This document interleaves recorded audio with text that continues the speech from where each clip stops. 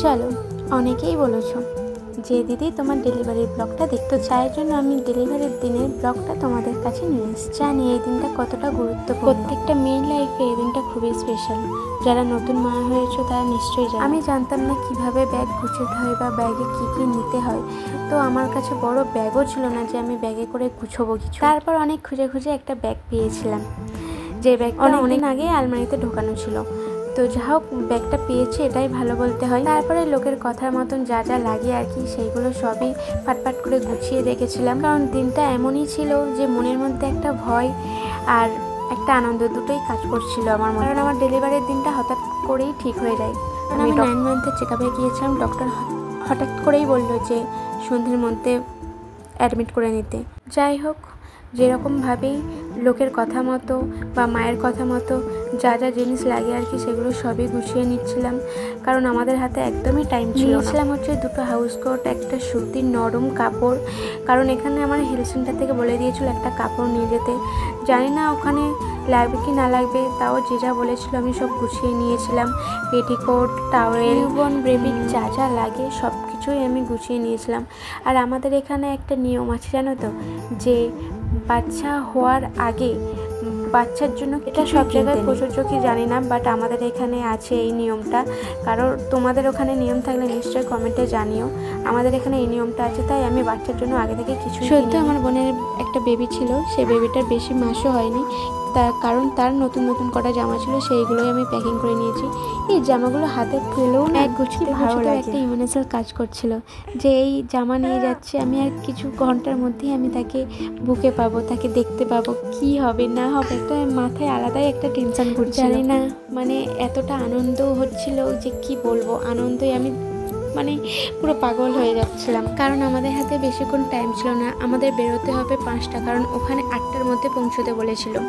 পুরো 8টাতে আমার ওটি হওয়ার কথা ছিল, তো সেই জন্য তাড়াহুড়ো করে মা বলছিল যে ব্যাগটা গুছিয়ে নে, কারণ ব্যাগটা গোছানোর পর আমার খেয়ে আমাকে রেস্ট নিতে হবে, কারণ আমার 2টোর মধ্যে আমার পুরো খাওয়া দাওয়া কমপ্লিট করে নিতে বলেছিল। আমি জানতাম যে ওটি হওয়ার আগে সারাদিন কিছু খেতে নেই, কিন্তু ডক্টর আমাকে বলেছিল যে না, 12টার মধ্যে খাওয়া দাওয়া করে 2টোর মধ্যে রেস্ট নিয়ে তারপর তুমি শুধু জলটাই খেতে বলেছিল, আর কিছু খেতে বলেনি।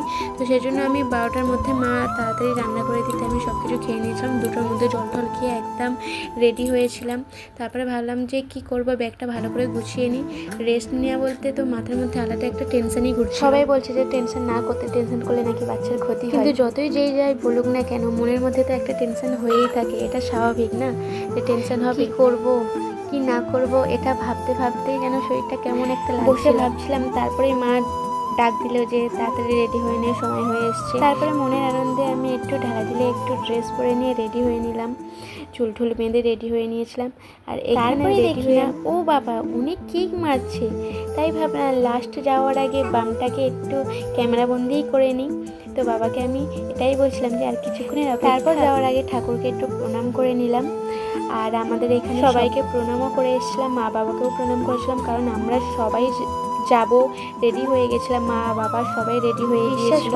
খুবই ভয় লাগছিল, মনের মধ্যে খুব একটা ভয় লাগছিল, অথচ মুখে হাসি ছিল। তো বেরিয়েও পড়েছি, মা আর আমি হাসতে হাসতে গাড়ির দিকে চলে এলাম। এখানেও প্রণাম করে নিলাম।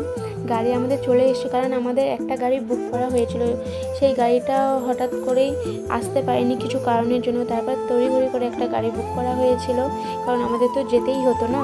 তো ভাবতেই পারিনি যে ফাইনালি আমি গাড়িতে উঠে পড়বো, আর গাড়িতে উঠবো, কে কোথায় বসবো, এটা ভাবতে ভাবতে ওখানে অনেকটা টাইম চলে গিয়েছিল। তো চলো দেখতে। তারপরে গাড়িতে উঠে আমাদের গাড়িও তাড়াতাড়ি ছেড়ে দিয়েছিল, কারণ টাইমের মধ্যে যেতে হতো। আর এইটা ফাইনালি দেখো, আমার বেবি হয়ে যাওয়ার পর এই ভিডিওটা আমি নিয়েছিলাম বসে বসে, কারণ আমার অবস্থা প্রচণ্ড খারাপ ছিল। আমার পুরো ডান হাতটা পুরো ফুলে গিয়েছিল, কারণ এই হাতে আমি সেলাই নিতে পারছিলাম না, সেই জন্য আবার বাঁ হাতে আমার চ্যালেঞ্জ করে দিয়েছিল।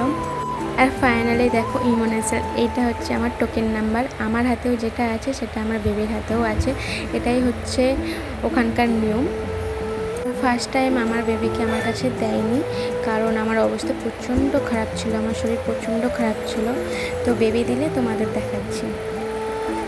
তো দেখো ফাইনালি আমি বেবিকে হাতে পেয়ে গেছি। তো এইটার জন্য এতদিন, আর ফাইনালি আমার মা এসেছিলো, আমার মায়ের কোলে দিয়েছিল। দেখো কত কিছু। আর তোমরা কমেন্টে জানিয়ে তো যে ছেলে না মেয়ে, দেখে কে কতজন বলতে পারে। না মেয়ের মুখের দিকে তাকাই না, তখন আমি সব কিছু ভুলে গিয়েছিলাম। মানে এই ইমোশনটা মানে বোঝানো যাবে না। দেখো আমার টোকেন, যে আমার নাম্বার যা ছিল এর কাছেও সেই নাম্বারটাই আছে টোকেনটা, মানে এটা বোঝা যায়। তো আমার ভিডিওটা এই পর্যন্তই। ভালো লাগলে লাইক কমেন্ট শেয়ার করে দিও। টাটা।